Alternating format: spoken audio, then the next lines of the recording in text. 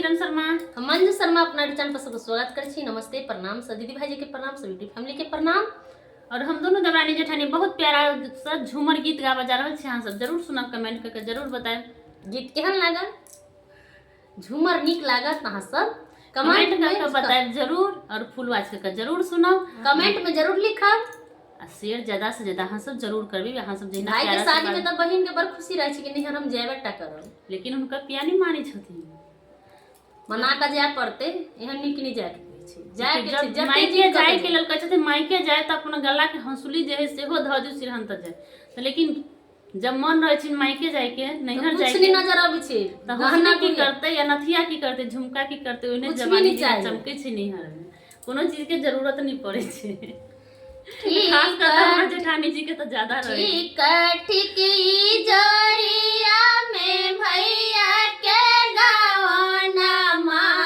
ठीक ई जरिया में भैया के गावना मा, झूमरिया खेल जाए ए भैया जहाँ नैहारा बा, झूमरिया खेल जाए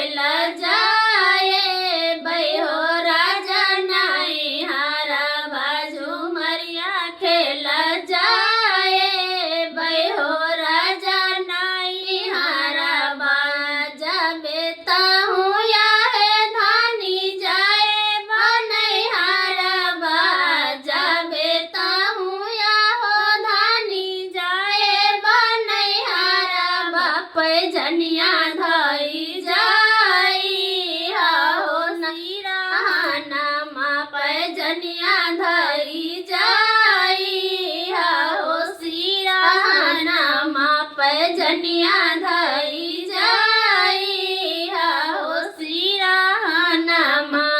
जैसे जैसे खनकै पिया पैरों के पैजनिया